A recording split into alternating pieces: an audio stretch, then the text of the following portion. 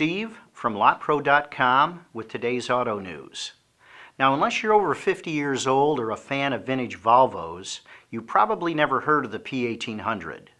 Originally conceived in 1957, Volvo built a sports coupe plus a station wagon version in the latter part of the model's life from 1961 until 1973. Much like a number of models during that era, the saga of the P1800 from drawing board to production is filled with trials and tribulations. That the car even exists at all is largely due to Helmer Pedersen, an engineering consultant to the company at the time, and Helmer's son Pelle. Helmer, a Volvo legend now, had previously been responsible for another Volvo model, the PV444, which was built by the company following World War II. Also during this period, Helmer's son Pelle happened to be a young student working temporarily at the Italian design studio Pietro Frua. While there, and unbeknownst to Volvo, Pelle designed the P1800. Later on, and after finding out, Volvo management was very upset by the fact that their sports car was designed by an unknown Swedish student, and it wasn't until 2009 that Volvo even officially acknowledged Pelle as the stylist responsible for the P1800. Production was originally scheduled to begin in 1958, but German coach builder Karmann backed out after its biggest customer, Volkswagen, threatened to pull their business if Karmann took the job. VW, it seems, felt that the P1800 might take sales away from their own Karmann Ghia model. At one point, Helmer Pedersen himself even began to look for financing in order to market the car on his own. Then, unexpectedly, a press release with a photo of the car surfaced. Volvo was then forced to acknowledge its existence, and the rest, as they say, is history.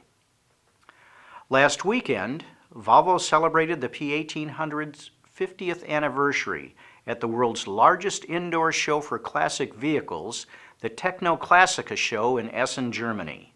On hand were 6 very special versions. These included the X1, the very first P1800 prototype that was hand-built in 1957 at Frua in Turin. A 1961 P1800, an example of a very nice series production car assembled at Jensen Motors Limited in the UK.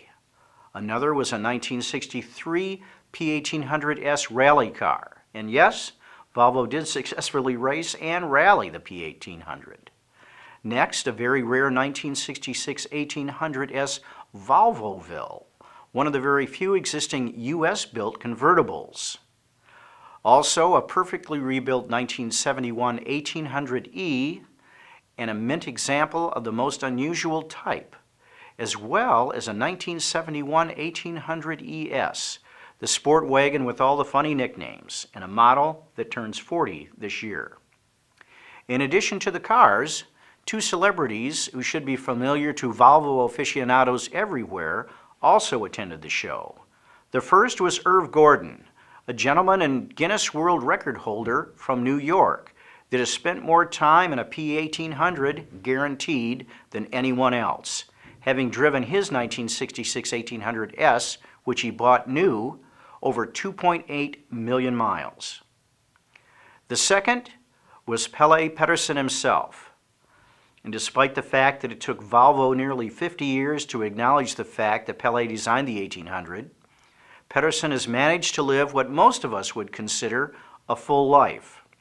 After designing the 1800, he left the auto industry and went on to become a world-famous yacht designer and sailor, designing the maxi-class sailing boats, winning Olympic bronze and silver medals, as well as a world championship in the starboat class, and skippering the Swedish America's Cup challenges in both 1977 and 1980. Well, that's it for today. This is Steve from LotPro.com. Have a great day.